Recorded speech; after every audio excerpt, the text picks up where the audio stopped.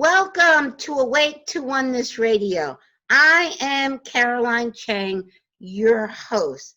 The mission of Awake to Oneness Radio is to inspire the world to awaken to the universal truth of oneness. Science is now teaching us that all life is interconnected and interdependent. In essence, everything is one thing.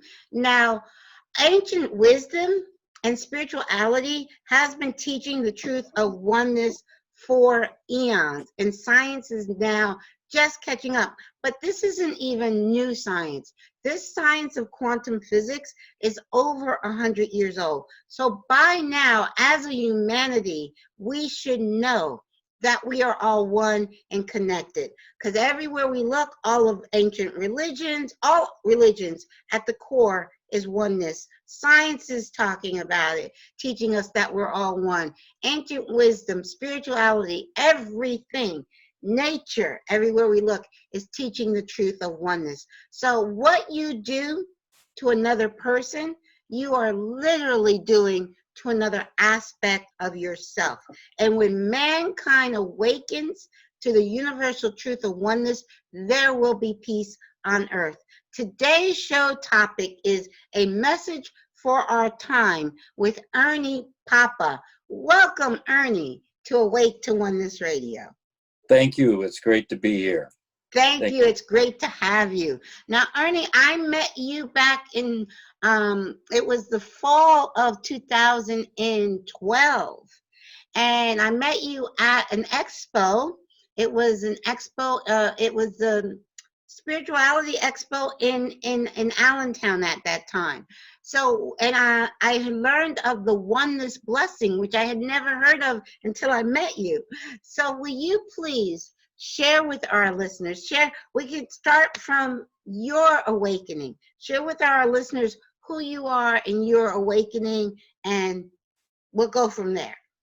All right. Sounds good. Yeah, well, I'd backtrack a little before we get into the oneness blessing, which was really down the road quite a bit. But for me, awakening happened in several stages of awakening. It wasn't all at once. It began in my late 20s. And I remember I was driving truck for my father. My father had a business. And I was coming down this route into Callicoon, New York, okay, which isn't far from us. And I remember driving down that road, and there was a monastery on my left as I was driving down the road. And it was like I went through this magnetic field or something, because it was pulling on me unbelievably. And at that point, I hadn't been involved in the church for like 10 years. So it wasn't a church or religious, there was something pulling on me. Yes. So the next week when I came down that hill, I pulled into the monastery, and there was some beautiful wooded area around the monastery. And I went for a walk in the woods to try to feel what the source of this was. What is this? What is universe trying to tell me? What is spirit trying to tell me? Yes. I didn't put it in those terms then, but what was this tug I was getting? Because we all get tugs. Yes. To Very bring true. it forward into our growth of consciousness. Yes. And so I walked around, and I remember visualizing Jesus there, because his presence was very profound there.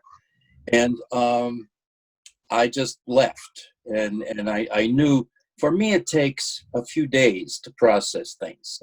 Okay. So I knew I had answered the call to check it out, to go in and feel this vibration or this energy, whatever it was. Yes. And what I learned, what I came away from that with was, there is a profound life inside of me and in all of us that we are not acknowledging, many of us. Yeah. And that I needed to acknowledge that, I needed to explore it, and I needed to flow with it. Yes.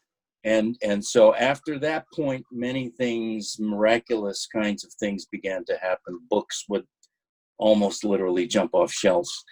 And I moved into some spiritual exploration, the first of which was the book called In Search of the Miraculous by P.D. Ouspensky.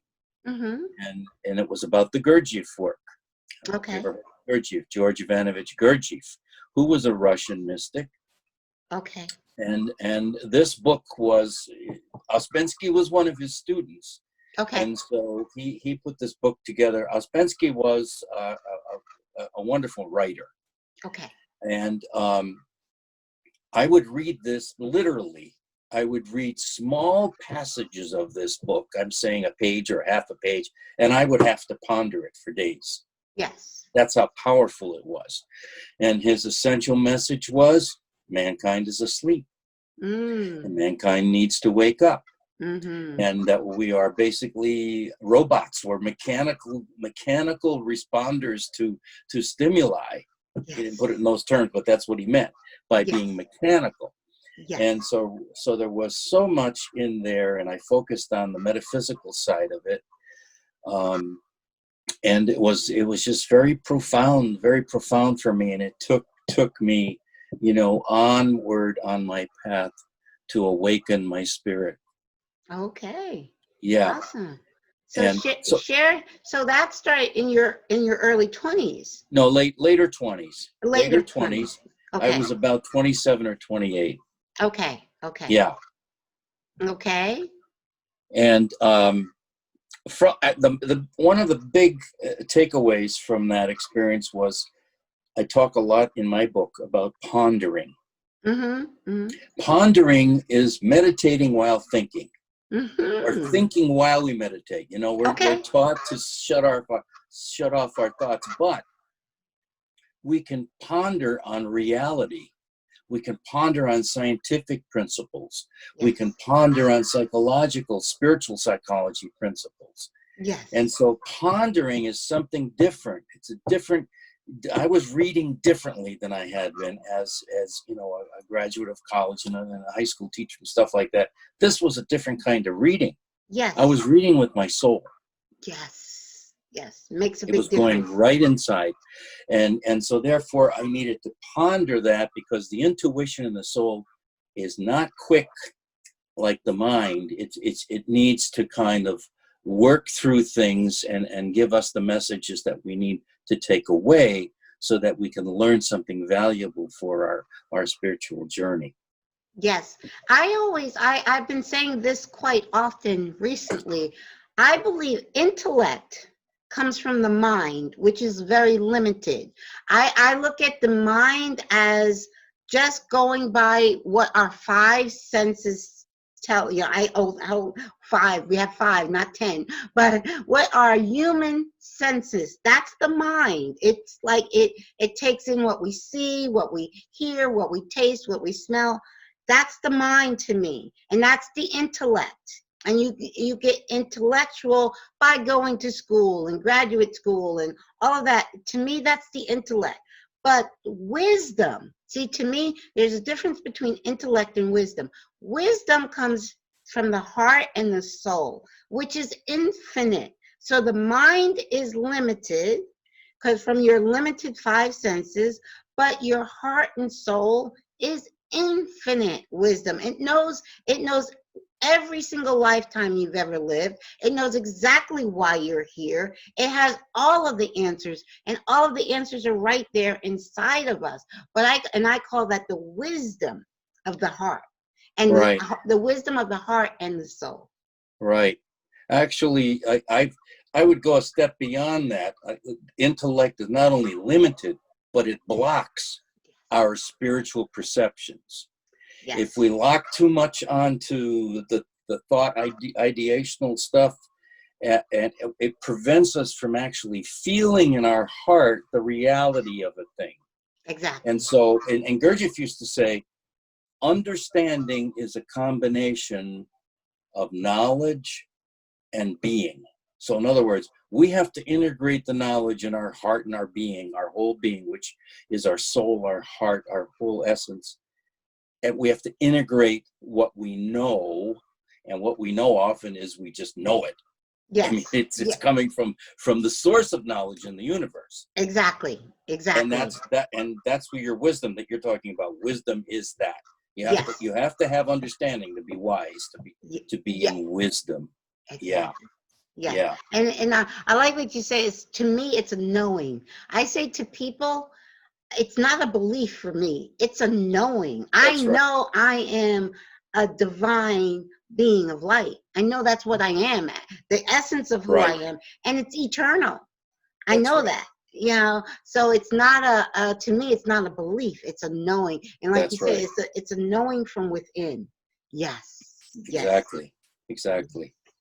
So I would oftentimes during that period after I was working with these profound thoughts and this teaching from the East, which Yes. originated from the East, I would go and I would basically do a open eyes walking meditation up at Marywood College. Yes. Yes. Mary's Woods. Yes. And I about 4 years after this entree into the Gurdjieff work, I felt like something needed to change, something needed to happen. Didn't know what it was. Right. So I just basically opened myself to Mary. I've always felt very close to Mary. Yes. And she came to me, Mm-hmm. not visually, but I heard her Right. voice. Right. And she said, I will get what I needed shortly in a short period of time. Mm-hmm. And at that point, I had a health food store in Honesdale, and I used to sit, and read Gurdjieff books or whatever while I was waiting for customers. Right. And this woman walked into the store one day, and she said, "Oh, Gurdjieff." She said, "Many of our Subud people have read Gurdjieff, have been a part of the Gurdjieff work." I had never heard the word Subud, even though I had explored many, many different spiritual movements. Right. And so I got her information, and I called her up, and I went up to her home with her husband. Yes. And it was my wife came with me at that time, and we had 2 small children at that time. And we went up and we talked. And when I walked into that house, Caroline, it was like I walked into the center of the universe. Wow. Yes. Because of the energy that was hitting me from this, whatever this Subud was, okay? Yes. Which is Susila Buddhi Dharma, which was a movement. Okay. And basically, I talked to these people were people who helped new members become familiar with this movement. And there was a 3-month period where you had to kind of talk and ask questions as a probationary period, and then you could be opened in this spiritual exercise. Okay. And it was a receiving. So it took me 6 months because of life circumstances, and they had moved to Florida. So there was a small group in Philadelphia. So I went to Philadelphia, and I received this opening, and it was unlike anything I had ever experienced. It was profound. I spun around the room like a dervish, and it opened me so wide. It was just incredible. It was just incredible. Amazing. So I became, I joined that movement and became active. There wasn't much of a teaching. It was mostly about this exercise, this receiving. Right. Yeah. Yes. And men did it separately from women. They did it each in separate rooms. Okay. And so I did. I became active in the committee side, and as I became a helper that, like these people who would help new people. Right. And I was involved in that movement for a long time until about the year 2000. Okay. Yeah. So it was 20 some years. Okay. And then I got this spirit was saying I needed to move beyond. I needed to move on. Yes. And I get that. because the founder of Subud had passed on, had transitioned. Okay. And he was from Indonesia. I went to Indonesia a couple of times. Okay. And was in his presence. And I mean, he was just very powerful and very benign and very beautiful. uh, at the same time. Yes. So I moved on, and I had contacted or encountered Paramahansa Yogananda, who was a great yogi. Yes. Autobiography of a Yogi. Yes. And if people haven't read that book, they should, because it is a classic. Yes. It has sold millions of copies. And so I got back into, and he had a series of lessons, and this was more of a teaching than my Subud experience. And of course, there were techniques for Kriya Yoga. Yes. So I learned those techniques, and I became initiated as a Kriya Ban yogi.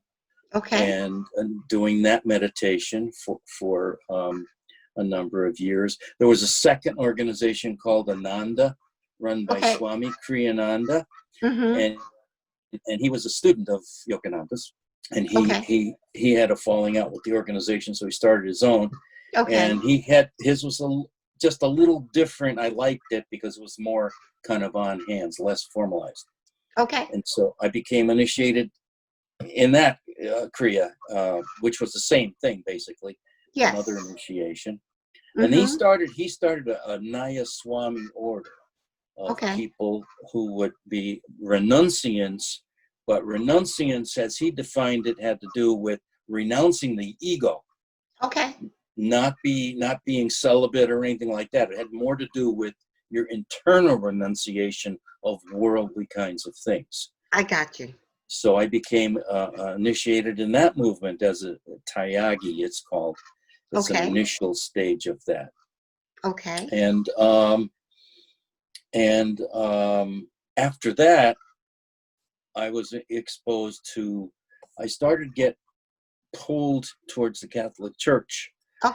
Now, I later discovered that it's from my karma, because I had been a priest and a monk in many lifetimes. I see. And so I was kind of drawn, you know how karma just draws us into different areas of life without us really realizing what's happening, because we need to experience certain things. Exactly. And I had found a missalette from my sisters that was in Latin and English. And I started to read this Mass in Latin, and it was so powerful that I needed to read it every night. And it was like I was experiencing this from lifetimes. This lifetime and other lifetimes.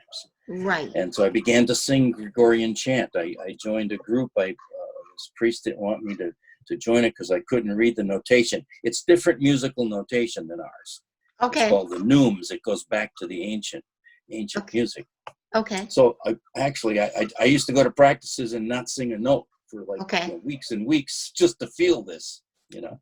So I learned to sing Gregorian chant, which is absolutely wonderful. Awesome. Absolutely wonderful. And then later moved into other music, and now I do contemporary Christian music with a guitar and vocals.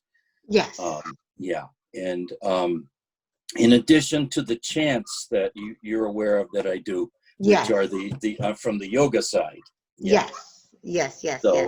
And now this brings me to another critical thing that people need to acknowledge: their true soul expression.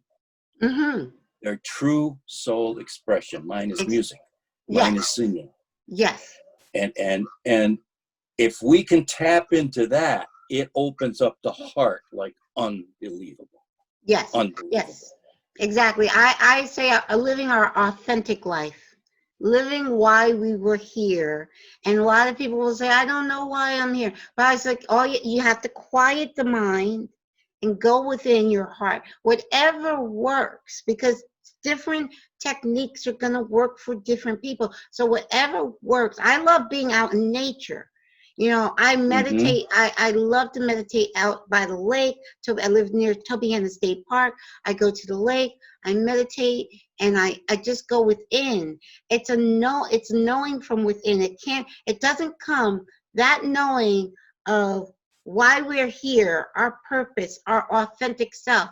That knowing comes from within our heart and soul. Nobody can tell that to you.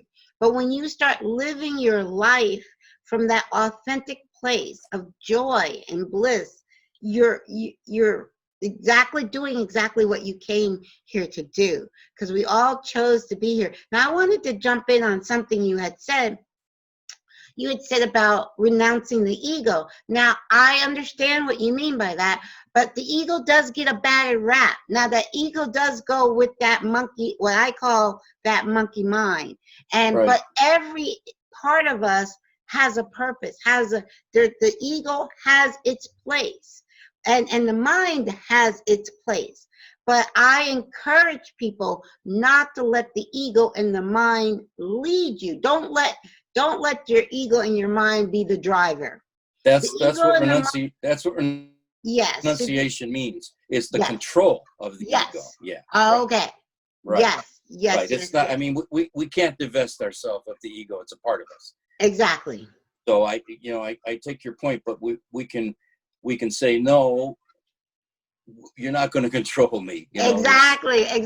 I think of the ego and the mind as a 5-year-old sitting in the passenger seat. Sometimes I even tell my ego, "You getting in the back seat this time," because my heart and soul is, and my higher self, whatever term you want to have for that soul part, for that God part of yourself, is in the driver's seat. So. Right. And sometimes I let the ego and the mind sit in the passenger seat, and then sometimes I tell it, it's time for you to get in the back seat. Okay. So, Exactly. but you're never driving the car. Right. Until you're a 5-year-old, you don't have a license. You're not driving the car. Exactly. Yes. Yeah. Yes. So, but okay. So from there, because it's very interesting, the different, your path, your journey to awakening is lots of different avenues you went, which is very right. And I was brought to other things like the Ashayas, which has a unique form of meditation. That was MSI was the founder of the Ashaya, and he was involved in the transcendental meditation. So there are some similarities, but it's a series of mantras. Okay. And it's very powerful. It's very powerful. So I did that for a while, and then around the time when we met, yes. I had previously encountered the Oneness University movement from Chennai, India. Okay. Amma Bhagavan, who is Bhagavan is the fellow, and Amma is his wife. So he used the name, it's like he, she, both male and feminine. Yes. Male and female. Amma Bhagavan. Yes. And he started this movement and was very powerful. And we used to do the chakra dhyana, which is a chakra meditation, and which I had sent to you at one point. Yes. And that's in my book as well. It's an abbreviated form of that.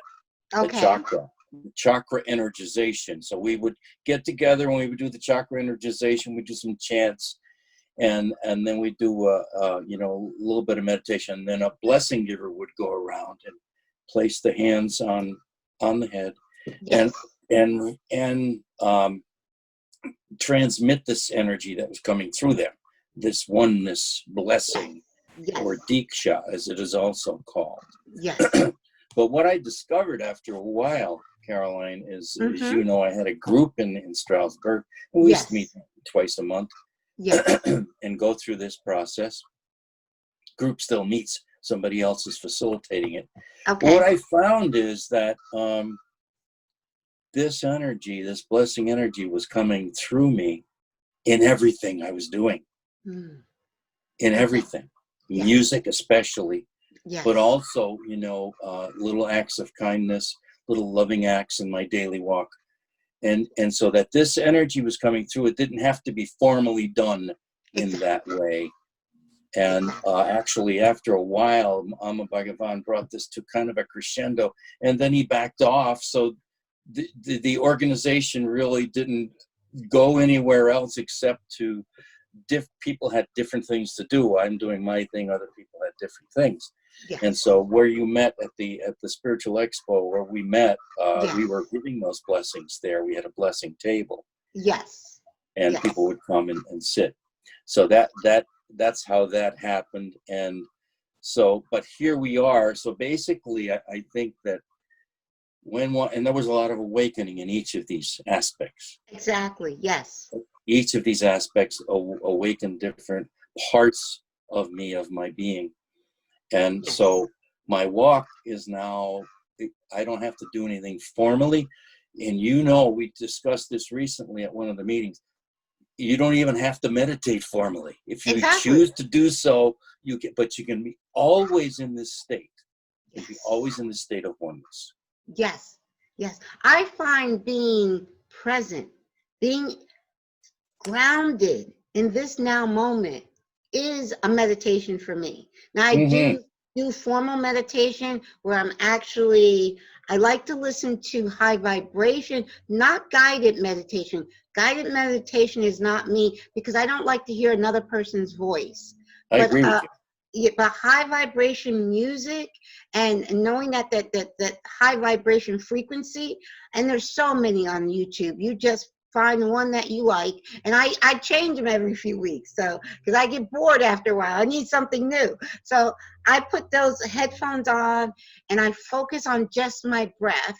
And if I'm out in nature, and so I try to formally meditate first thing in the morning, and if I'm out in nature in the evening at sunset. But as far as my daily walk is a meditation, when I remind myself to stay grounded in this now moment, because in every now moment, there's a blessing. There is a beautiful blessing in every now moment. And when we look for it and we thank the moment for that blessing, it's just amazing. Absolutely. Yes. And so one of the other things that I do is I'm still actively involved in the Catholic Church. Yes. And so everybody's on a different level, so different level of spirituality. I find the rosary is a wonderful meditation. Okay. And so what I did was I took there's mysteries of the rosary. There's 4 sets of mysteries. I put those to chant. Okay. And I've produced CDs with those rosaries. And so I lead rosary sessions with people. And it's coming through. I'm a part of it, and I'm also leading it. And it's really quite beautiful because Mary is very close to us. Yes. Interestingly enough, Paramahansa Yogananda was very close to Divine Mother. Okay. Like he was always close to Divine Mother. Yes. And he would talk about her, and many miraculous things happened because of that. Yes. So for me, the form of Divine Mother is Mary. It's the feminine. Yes. In different aspects. Yes. So that's beautiful. Yes. And it's so that work is good. I also still facilitate Yogananda meditation groups. There's one up in Newfoundland. Okay. And I lead that and play the harmonium and chant and do the readings and so on. Yes. So there's a lot of those are good expressions for my walk. Yes, exactly. Now share with our listeners. I know you just published your first book, okay? Yes. Share with our listeners the title of your book and how the book came to be. Okay. Well, the book was basically a receiving of divine inspiration. I don't want to call it channeling because I don't really think it felt like channeling.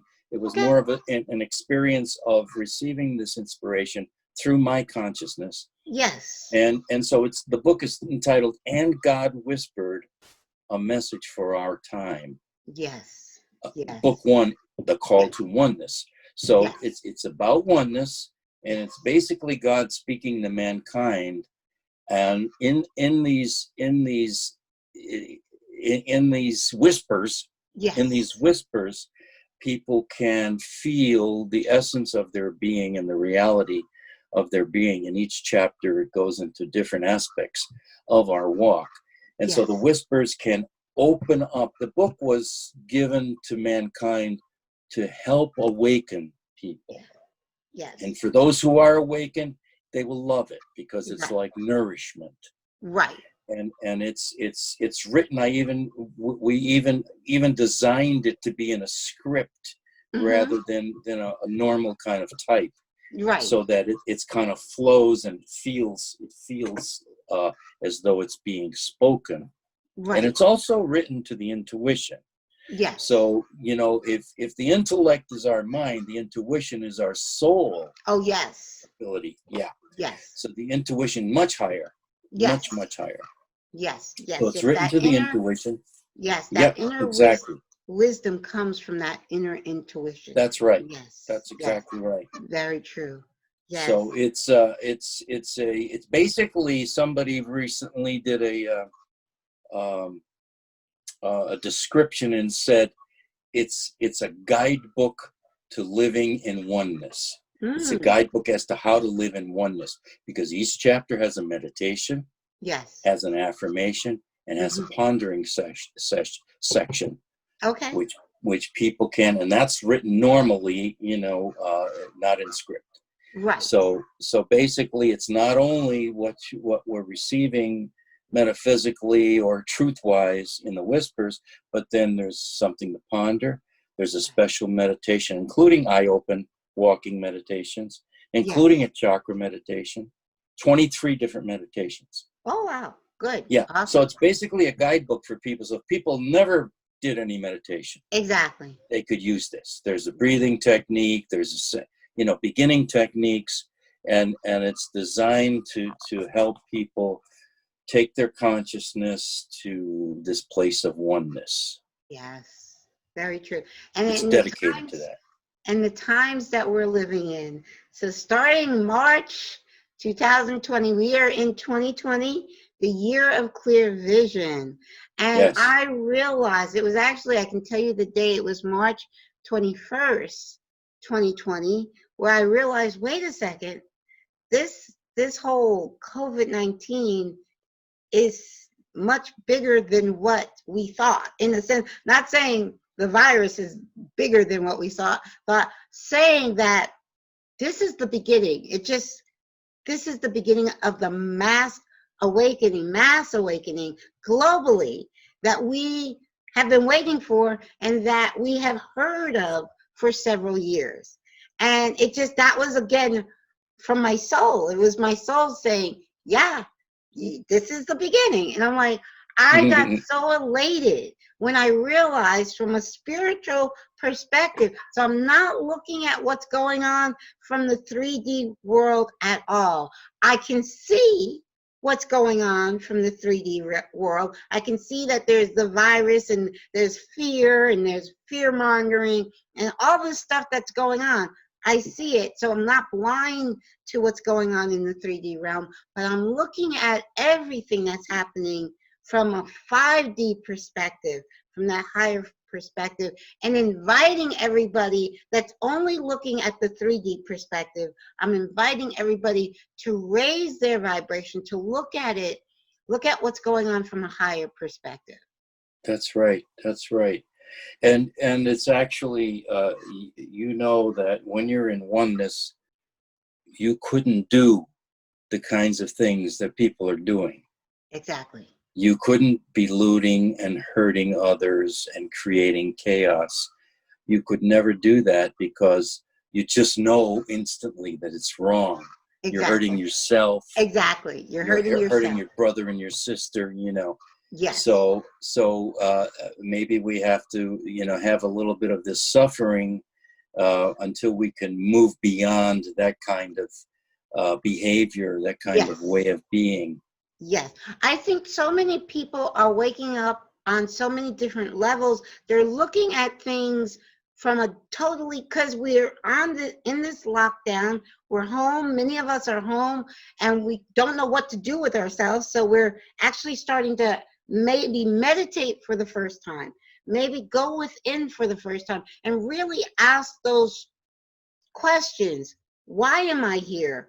What is life all about? Some people are doing that for the very first time. Right. And that's why we're actually, Spirit is saying you may not see all of it. I see it more on the internet because I stopped watching news 19 years ago. And that was a direct order from my higher self. Turn off the news. Don't ever turn it back on. I didn't know why 19 years ago, but I was obedient. And I don't, that to me, it's the best thing that ever happened to me, to not watch the news. Because when people are watching the news 24 hours a day, it's keeping them in a state of fear. It's keeping them in a, like, oh my God, I don't know what's going to happen. You know, all of this comes from just watching the news. Turn it off.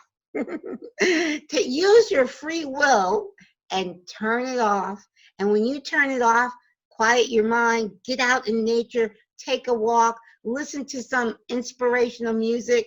I mean, just when you get away from that craziness of that news, it just, you have a whole different perspective on life. Yes. And like I said, for the past 10 weeks, since middle of March, I have been looking at life from that higher perspective. And I invite everybody to come up and just look, you know, look at it from a different perspective. That's what Right. life is all about. It's given so many the opportunity to stop the frenetic kind of living, moving from this and that, and just purposeless, just stop being human doings and start being human beings. Beings, exactly. Just be. Just Yeah. be. Just be. And like my favorite Gandhi quote, be the change that you want to see. So if you want peace in the world, peace has to start from within your heart and soul. You have to be peace to see peace.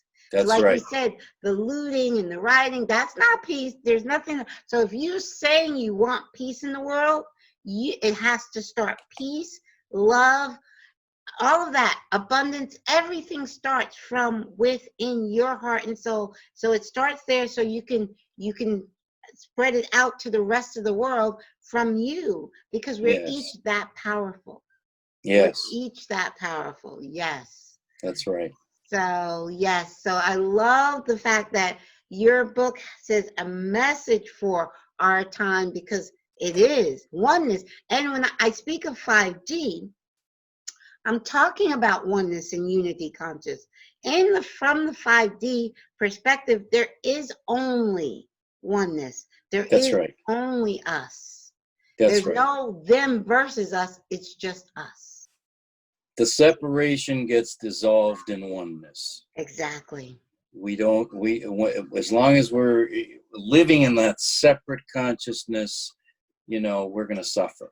Exactly. So we open our consciousness and feel the oneness of our flow with the universe, and oneness not only with other people, but with everything, with animals, with nature, with the stars, with everything. Everything. It's incredible. Everything. I remember when I was about 8 years old, I used to go.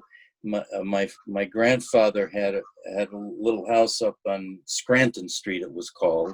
Okay. And I used to go in the back of his house. There was like a little patch of grass there.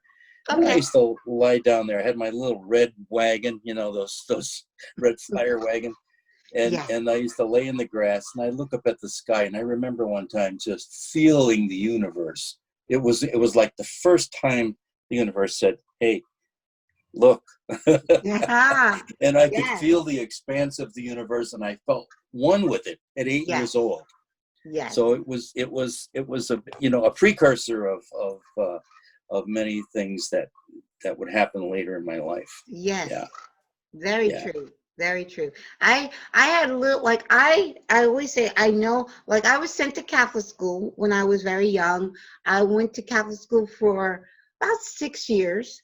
And but the in religion class and in mass, we never became Catholic. My parents sent me to Catholic school to get a better education, but we didn't become Catholic. But occasionally, holidays, whatnot, we'd go to mass, and what was being taught in religion class just never resonated. It didn't sit well with me at 5 and 6 years old. I'm like, nah. It just didn't. And it didn't, you know, and so I just said to myself, well, when I get older, you know, to my, you know, younger self, I said, when I get older, I am going to look for the truth. So it's, to me, I know I was born with a very strong connection to my higher self. And even though I didn't understand why, I always followed my higher self's guidance. Yeah, Yes. exactly.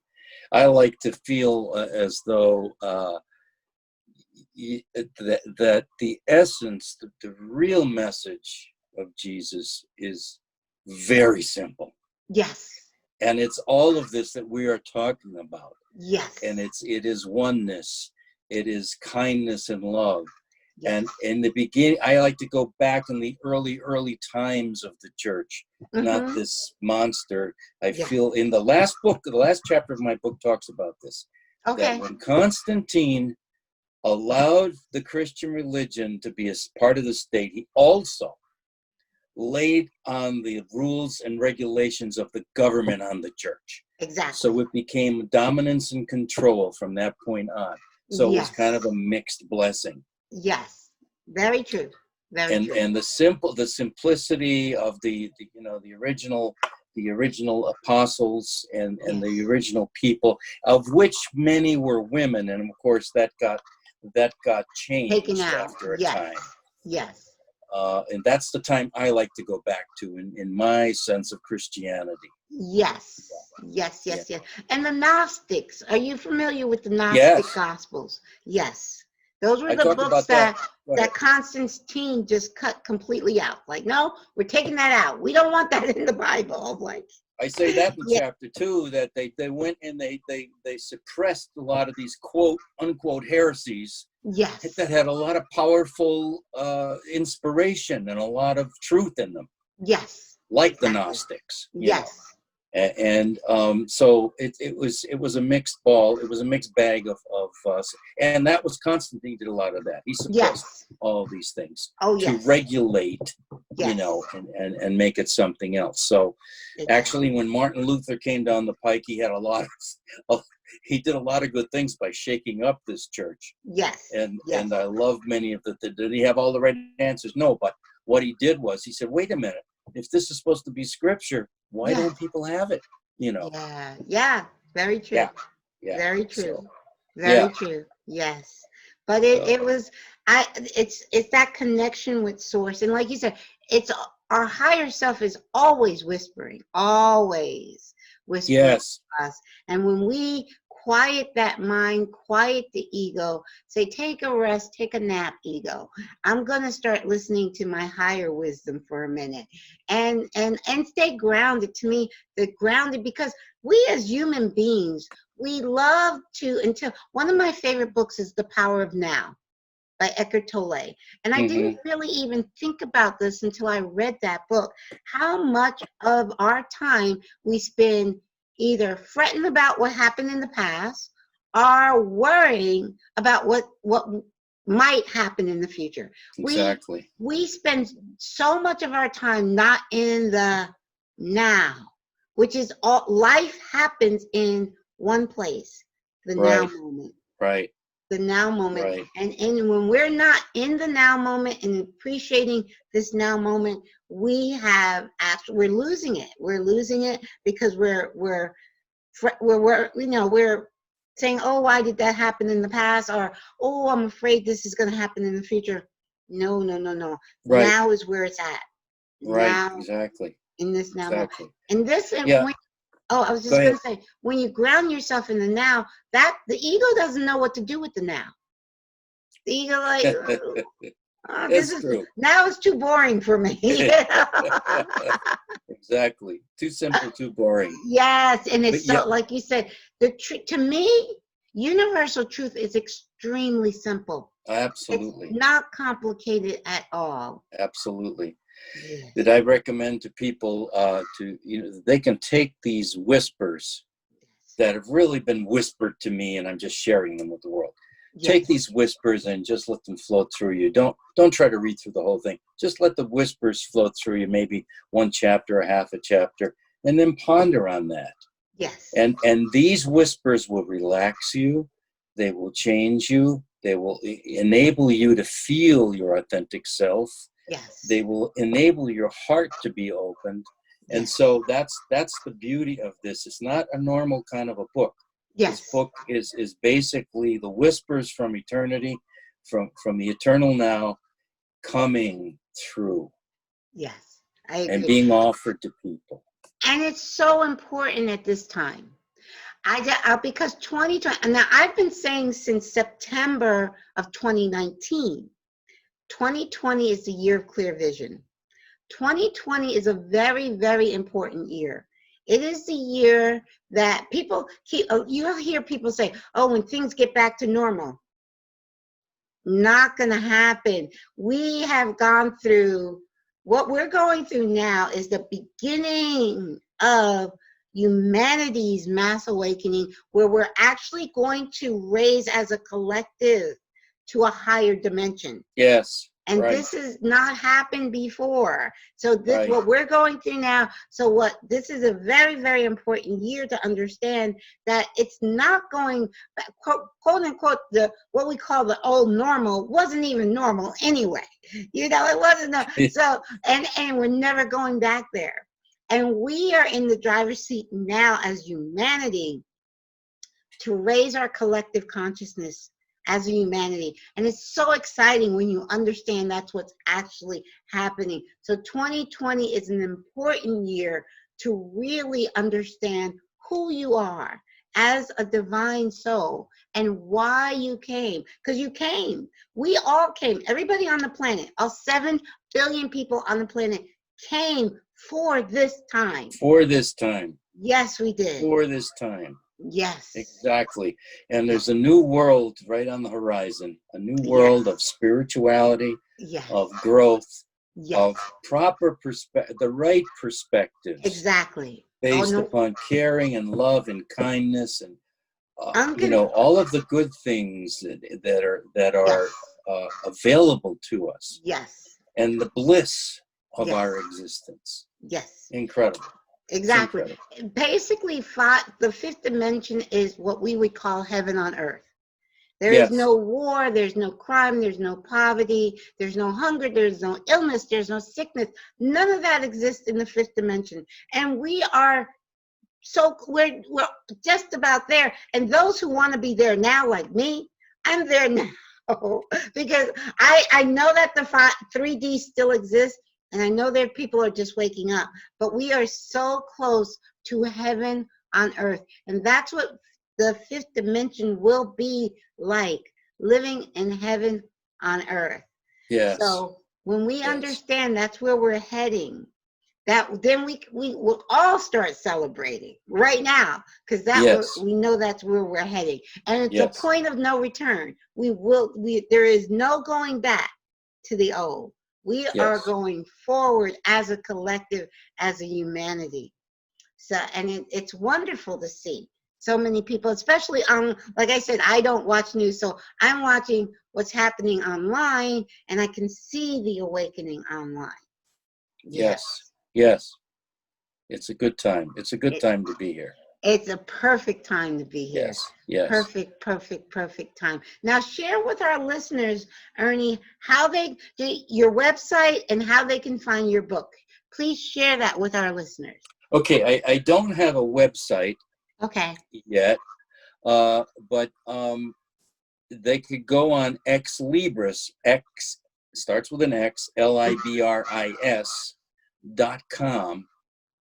and just go to the bookstore, and my book will be there. And the reason that's the publisher. Okay. And it is listed, at it's a lower rate than normally out in the marketplace. Okay. And so they can get a soft cover for $12.99 or an ebook for $3.99.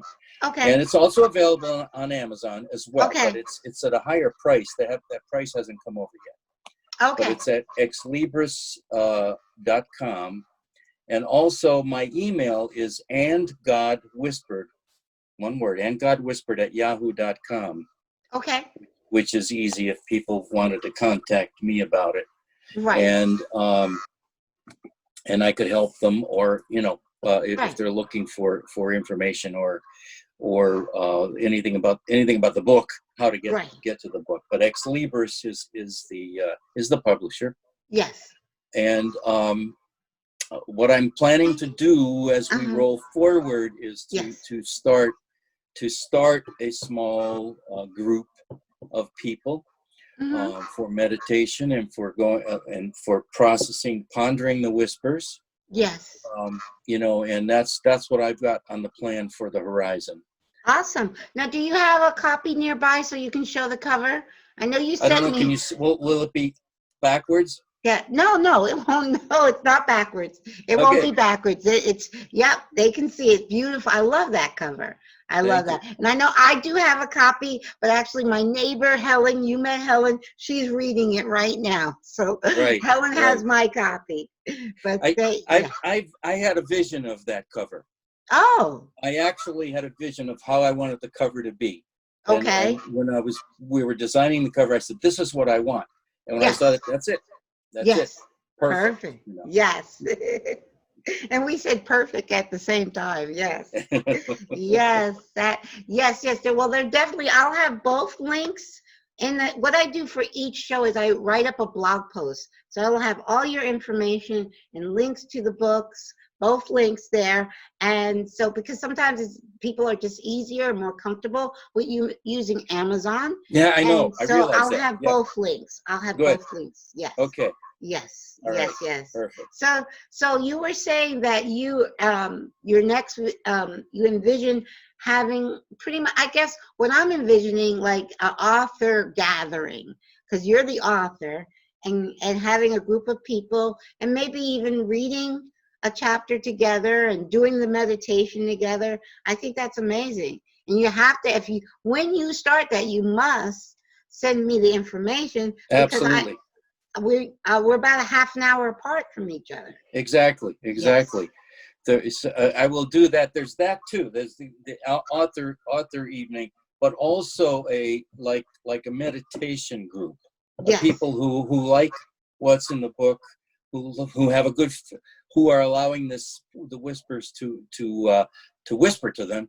Exactly. And they want to get together and work on that. So that's what I kind of envision. Sort of like the group I had in Stroudsburg, only based upon, this oneness processing. Right. And like to do that.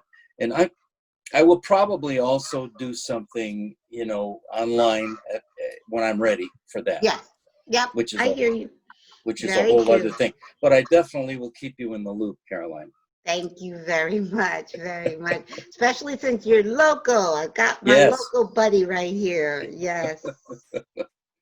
Yes. Well, this has been amazing. Thank you so much for sharing with my listeners and my audience. And the wonderful thing about internet radio, like this whole project, Wait to Oneness, because I met you in 2012. My son transitioned in 2014. And it was 6 months after my son's transition where Spirit woke me up in the middle of the night, said, just do it. And it meant just start this internet radio show. And at that time, I didn't even know what the word podcast meant. I never even heard of a podcast. But I love podcasting because you get to share it with the world. So you get to, yes. And it's always beautiful. Every person that is meant to hear this will find this and hear this. Beautiful. Yes. Beautiful. Yes. Well, thank you so much, Ernie. You have been so wonderful, such a wonderful guest. Thank you so much.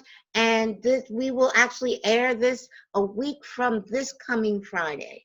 So this show will air today. Okay, the 12th. I like the 12th because I was born on the 12th of the month. Not this month, but okay. I was born on this, so that this will actually air on the 12th of May. Well, thank you so much for allowing me to share my story with people, and I offer blessings to everyone who watches this, you especially, and to everyone else who is encountering this, because we need to spread blessings to each other. Definitely. That's one of the most important things we can do in this life. Yes, and also share with us, because I'm going to ask you to share your musical talent and gifts and passion. Share something with our listeners. Oh, I would be happy to. I would love you to. This is a This is a chant written by Angelica. Again, she's one of my favorite chanters. She was in the Oneness movement. Okay. And it's called Door of My Heart. Now, Yogananda has one like this too, but hers is a little different. Okay. So I'm just going to put a page up here in case my memory goes away briefly, Okay. but I don't think it will. You're fine. Door of my heart, open my key for who I am, the truth in me. When I love me, I can love you, and light will shine. Me and you too. Door of my heart, open my key for who I am, the truth in me. When I love me, I can love you, and light will shine. Me and you too, and light will shine. Me and you too. Very good. Thank you so much for blessing us with that. Thank you You're so welcome. much. Yes. You're so welcome. Thank you. Much love, and we are going to keep in touch. Okay. Okay. Bye for now. Namaste. Bye-bye. Namaste. Hi. I hope you enjoyed that show with Ernie. It was really, really good show, and I hope you enjoyed it. Would like to invite everyone to my website, which is awake2onenessradio.org, because I am offering a free mentoring session for anyone who might be interested. So you could go to my website, send me an email, and I will connect you to Zoom, and we'll have a mentoring session if you're interested. The other thing that I am offering is monthly now. I am hosting a Zoom monthly meeting it's always going to be the fourth Thursday of the month. So for this month, it is June 25th, Thursday, June 25th at 8 p.m. Eastern Time. If you're interested, go to my website, send me an email, and I will send you the link to that monthly Zoom meeting. Also, I'd like to let you know that on my website, I'm hosting free online events. You can go and you click on the tab that says free online events. They're holistic events for healthy healing and to stay healthy. Ways to stay healthy holistically. Right now, there's about 10 online events you can select from. So just go to my website and check those out. Also, I'd like to let you know it is the month of June, and this month is the June solstice on June 20th. I will be spending most of that day in meditation at the lake. Hopefully there's no rain, because I don't want to be meditating in the rain. But I like to ground to Mother Nature and meditate. That is going to be a very high energy day. So that's the June solstice for most of us here in the United States. That will occur on June 20th.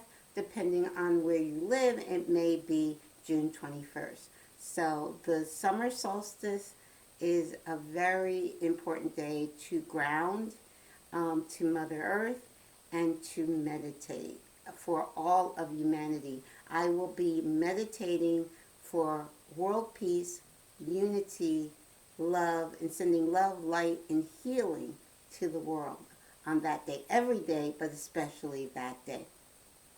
Awake to Oneness Radio is completely nonprofit. Everything I do is at no charge. So I do ask if you find inspiration from the show and what I'm doing, if you can donate $1, $5, whatever you can donate on a monthly basis to help support the show would be great. There is a donation button on the website. Thank you so much. Namaste. Have a great night. Love you all. Have a great weekend.